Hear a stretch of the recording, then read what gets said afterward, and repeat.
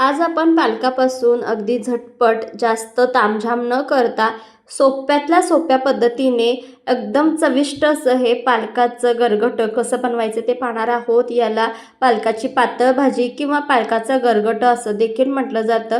अतिशय चविष्ट लागते आणि रेसिपी तर खूपच सिंपल आहे. त्यामुळे वेळ न घालवता पटकन रेसिपीला सुरुवात करूयात. तर त्यासाठी पालकाची जुडी नीट करून घ्यायची. देठासकट पालकाची पाने घेतलेली आहेत. आता ही जी पाने आहेत आपल्याला एक 2 ते 3 वेळा स्वच्छ धुवून घ्यायची आहेत, कारण जी काही माती असते ती निघून जाते. त्यानंतर आपल्याला ही जितकी जमेल तितकी एकदम बारीक अशी कट करून घ्यायची आहेत. तर हे पहा अशा पद्धतीने एकदम व्यवस्थित आपल्याला कट करून घ्यायचे आहेत. तर पालकामध्ये भरपूर असं आयरन असतं. त्याचप्रमाणे मल्टीव्हिटॅमिन पालक आहे, त्यामुळे अतिशय पौष्टिक आपल्या शरीरासाठी आहे. आता हे पहा अशा पद्धतीने बारीक असं कट करून घेते. तर हे पालकाचं गरगटं तुम्ही भातासोबत भाकरीसोबत खाऊ शकता आणि अगदी पटकन होणारी रेसिपी आहे. अतिशय सोपी रेसिपी आहे. तर हे पहा अशा पद्धतीने जितकं जमल तितकं पालक आपल्याला एकदम बारीक असं कट करून घ्यायचं आहे. आता अशाच पद्धतीने सगळी पालकाची जोडी कट करून घेते. जे काही देठ आहेत ते देखील आपण यामध्ये वापरणार आहोत.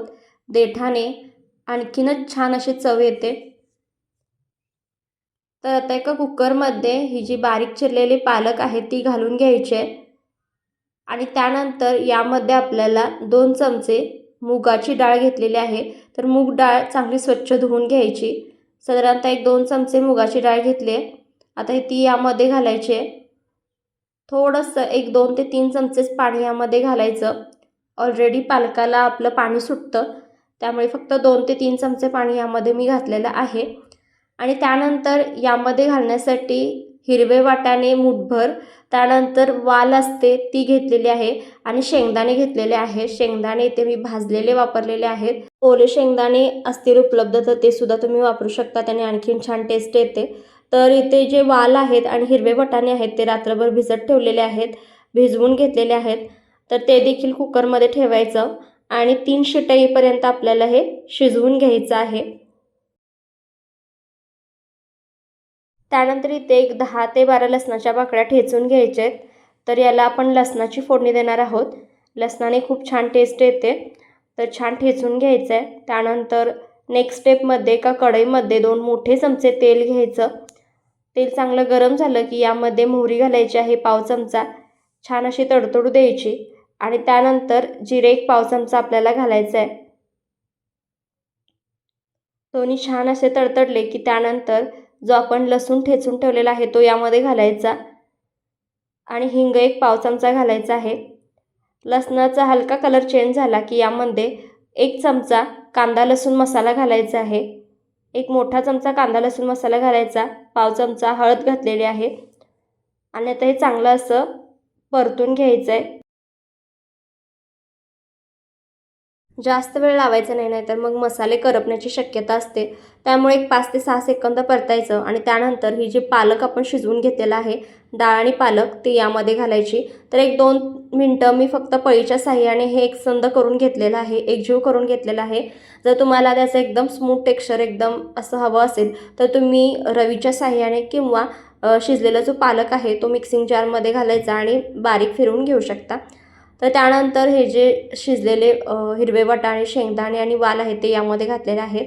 गरजेनुसार यामध्ये पाणी ॲड करायचं आहे. जसं तुम्हाला याची कन्सिस्टन्सी हवी आहे त्या पद्धतीने यामध्ये पाणी ॲड करायचं आणि त्यानंतर एक लो टू मिडियम गॅसवर एक 5 मिनटं चांगलं शिजू द्यायचं. जसं शिजत जातं तसतशी याला टेस्ट येत जाते.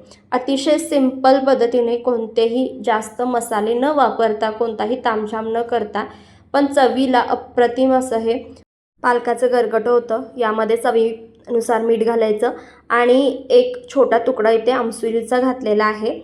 त्यानंतर तुम्ही आवडत असेल तर बारीक चिरलेली कोथिंबीरसुद्धा घालू शकता. तर आता हे छान असं आपण शिजू देऊयात. एक लो टू मीडियम हीटवर छान एक 5 मिनटं याला शिजू द्यायचं आहे.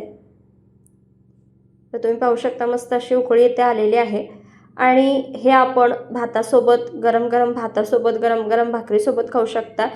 घाईच्या वेळेला अगदी पटकन काहीतरी बनवायचं असेल एकच तर अशा पद्धतीने ही पालकाची रस्साभाजी म्हणा किंवा पालकाचं गरगटं म्हणा तुम्ही बनवू शकता. तर एक 4 ते 5 मिनिटानंतर मस्त इथे आपलं पालकाचं गरगट तयार झालेलं आहे. थोडासा दाटसरपणा याला आलेला आहे, तुम्ही ते पाहू शकता. तुम्हाला भातासोबत खायचं असेल तर थोडीशी सैलसर अशी भाजी ठेवू शकता. तर हे पहा, अशा पद्धतीने इथे आपलं अगदी झटपट पालकाचं गरगट तयार झालेलं आहे. गरज वाटल्यास यामध्ये काही जण तांदळाचं पीठसुद्धा वापरतात मुगाच्या डाळीऐवजी. तर ते सुद्धा तुम्ही, मुगाची डाळ वापरायचं नसेल तर ते सुद्धा तुम्ही तांदळाचं पीठ वापरू शकता आणि मग हे शिजवून घेऊ शकता. तर आता इथे छान असं वाफाळलेलं आपलं अतिशय चविष्ट, कोणतंही तामझाम न करता, मसाले न वापरता सोप्या पद्धतीने बनवलेलं पालकाचं गरगट तयार आहे.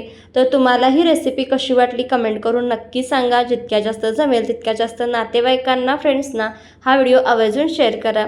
वेळात वेळ काढून ही रेसिपी पाहिल्याबद्दल तुमचे खूप खूप आभार. आणि जाता जाता अशाच नवनवीन रेसिपींसाठी चॅनलला सबस्क्राईब आणि व्हिडिओला एक लाईक करायलाही विसरू नका.